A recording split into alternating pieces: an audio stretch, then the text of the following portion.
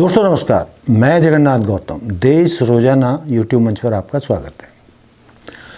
दोस्तों, जैसा कि आप जानते हैं कि दिल्ली प्रदेश का चुनाव अंतिम दौर में पहुंच चुका है और जो देखने में लग रहा है, महसूस भी हो रहा है सबको कि अकेले केजरीवाल को सभी पार्टियों ने अभिमन्यु की तरह चुनावी रण क्षेत्र में घेरने का प्रयास किया है। लेकिन जिस तरीके से केजरीवाल ने यमुना को मैली करने का, गंदी करने का जो मुद्दा उछाला, ऐसा लगता है कि पूरी भाजपा पार्टी, भाजपा उनके नेता उसी में उलझ के रह गए हैं और बाकी मुद्दे पीछे छूटते दिखाई दे रहे हैं। और सारा हरियाणा के सीएम और नेता, दिल्ली के नेता सिर्फ और सिर्फ यमुना मैली पर सफाई देते घूम रहे हैं। तो कई बार ऐसा लगता है कि शायद एक प्लान के तहत केजरीवाल ने भाजपा कांग्रेस को यमुना के मुद्दे पर उलझा दिया है। जहां भाजपा के नेता यमुना के मैली होने, गंदी होने, दूषित होने, जहरीला पानी होने का आरोप केजरीवाल पर मढ़ रहे हैं, वहीं लोग कह रहे हैं कि भाई यमुना को मैली करने का, दूषित करने का अकेले काम दिल्ली का तो है नहीं। यमुना नदी तो यमुनोत्री उत्तराखंड से निकलती है। उत्तराखंड के बाद उत्तर प्रदेश होती हुई दिल्ली पहुंचती है और अंत में जाकर इलाहाबाद या प्रयागराज में समाप्त हो जाती है। तो अकेले इस मुद्दे पर केजरीवाल को घेरना कितना न्यायोचित है, इस पर भी बड़ी बहस होनी चाहिए, किसी हद तक हो भी रही है। चूँकि चाहे मुद्दा गंगा मैली का हो, कितने करोड़ों, कई सौ करोड़ रुपए गंगा को पवित्र करने में, उसको साफ करने में बजट लगाया जा चुका है और हिमालय से लेकर बंगाल की खाड़ी तक क्या गंगा पवित्र हो गई है, गंगा साफ हो गई है? क्या अब उसमें कूड़ा करकट नहीं है, गंदगी नहीं है? जिन कारणों से गंगा मैली हो रही थी, क्या वो कारण समाप्त हो गए हैं? तो जो आरोप दिल्ली सरकार पर यमुना को मैली करने के लिए लगाए जा रहे हैं, वही आरोप गंगा को मैली करने और उसे शुद्ध करने, उसे साफ करने के आरोप केंद्र सरकार पर भी तो हैं। और केंद्र सरकार क्या आज तक हिमालय से लेके बंगाल की खाड़ी तक गंगा मैया को साफ कर पाई है? तो ये लगता है कि जानबूझकर यमुना का मुद्दा उठाया जा रहा है। इसमें दो राय नहीं है कि भाई यमुना साफ नहीं होनी चाहिए, बिल्कुल होनी चाहिए, लेकिन उसके लिए अकेले केजरीवाल की सरकार को संभवतया दोषी ठहराना न्यायोचित नहीं है। और यदि हम कहें कि भाई यमुना को मैली करने का दोषी कौन है, मैंने बता दिया, जहाँ जहाँ से गुजरती है वो सभी राज्य मतलब जो उसके लिए दोषी हैं। और जो अपशिष्ट, जो गंदगी, चाहे वो जनता द्वारा फैलाई जाती हो, लोगों द्वारा कचरा, प्लास्टिक, अन्य अपशिष्ट पदार्थों को यमुना में डालना भी प्रदूषण का बड़ा कारण है। स्वच्छता और जागरूकता की कमी की वजह से यमुना की स्थिति लगातार बिगड़ती रही है। लेकिन इसके लिए यमुना को मैला करने के पीछे सरकार, उद्योग, आम जनता, प्रशासन सभी की जिम्मेदारी बनती है। जब तक इन सभी पक्षों को जिम्मेदारी तय नहीं होगी और कठोर कदम नहीं उठाए जाएंगे, यमुना को स्वच्छ नहीं किया जा सकता और ना ही किसी एक पक्ष पर उसकी गंदगी का प्रदूषित करने का आरोप मढ़ा जा सकता है। और यदि हम इसको शुरू से देखें, क्या दिल्ली, मथुरा, आगरा और अन्य शहरों जहाँ जहाँ से भी यमुना गुजरती है वहाँ रासायनिक उद्योगों का रासायनिक कचरा बिना शुद्ध किए हुए यमुना में बहा दिया जाता है। गंदे नाले जिनमें मल मूत्र गंदी और जैसा कि बताया कि औद्योगिक कचरा सारा यमुना में चला जाता है, जिसमें जहरीले रसायन, भारी धातु और अन्य प्रदूषक तत्व होते हैं जो जल को विषैला बना देते हैं। आप जानते हैं कि दिल्ली समेत कई शहरों का सीवेज पानी शुद्ध किए बिना यमुना में छोड़ा जाता है, यानी ट्रीटमेंट नहीं है। जो औद्योगिक घरानों का या औद्योगिक प्रतिष्ठानों का जो विषैला पानी होता है, रसायन युक्त पैदा होता है, उसको बिना ट्रीटमेंट किए यमुना में जाने दिया जाता है। उसी तरीके से जो शहर का जो करोड़ों लोग दिल्ली में रहते हैं या जहाँ से यमुना निकलती है, जहाँ ख़त्म होती है, वहाँ तक जो लोग रहते हैं दोनों किनारों पर, जहाँ 4-5 राज्य शामिल हैं, तो यमुना तो गंदी सभी जगह है। और सभी जगह स्थिति ये है कि यमुना को साफ करने में अपनी जिम्मेदारी कोई भी नहीं समझ रहा है। उसमें जिम्मेदार जनता भी कम नहीं है। उसमें पूजा पाठ का सामान हो, गंदगी हो और मृत लोगों की हड्डियों के अवशेष हों, फूल मालाएं, हवन सामग्री, अन्य धार्मिक वस्तुएं यमुना में प्रवाहित की जाती हैं, जिससे कि यमुना का पानी जहरीला और दूषित होता है। इसके अलावा जो अवैध खनन होता है,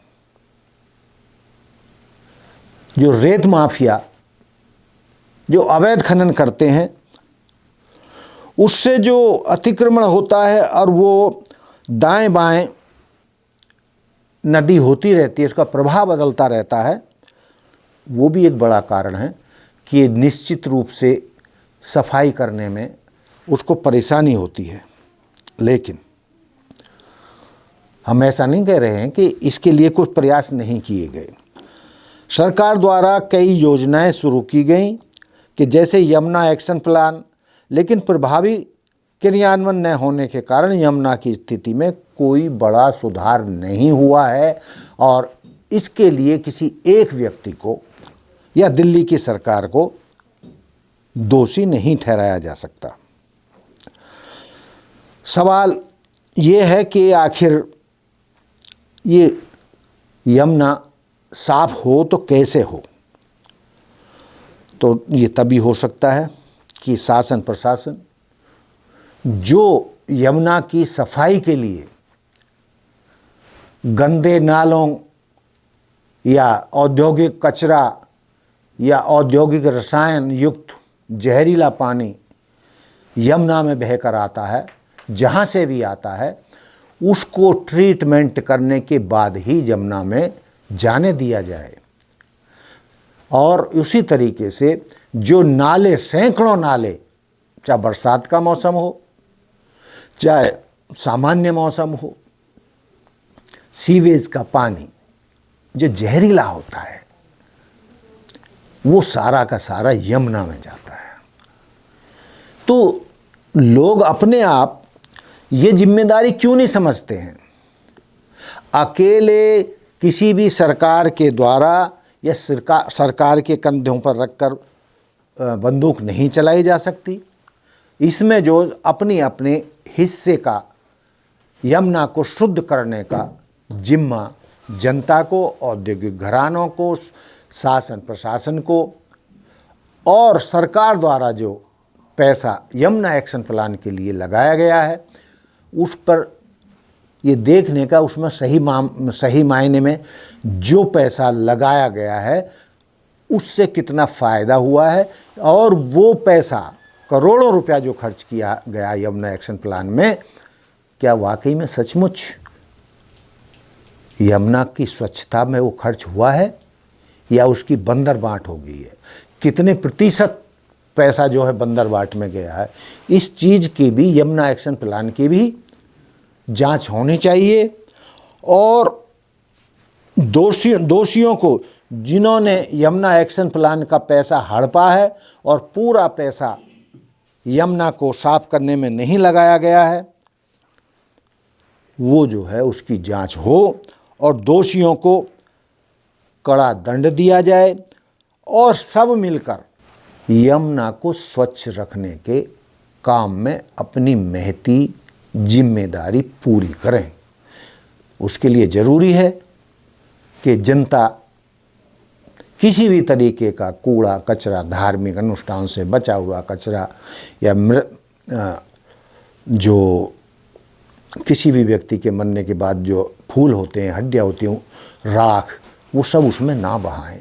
और उसके लिए भी सरकार सिस्टम बनाए कि उस धार्मिक अनुष्ठानों का जो कचरा है उसको कहाँ डाला जाए, कैसे डाला जाए, और लोगों के दिमाग में जो धार्मिक पवित्रता है कि भाई उसमें जाके उसका पुण्य होगा या वो बहुत धार्मिक कृत्य होता है, उसको भी सरकार को समझाना होता है। हालांकि सरकार बराबर कहती भी रहती है कि ये सब जनता को नहीं करना चाहिए, और लेकिन बयान दे दिए जाते हैं,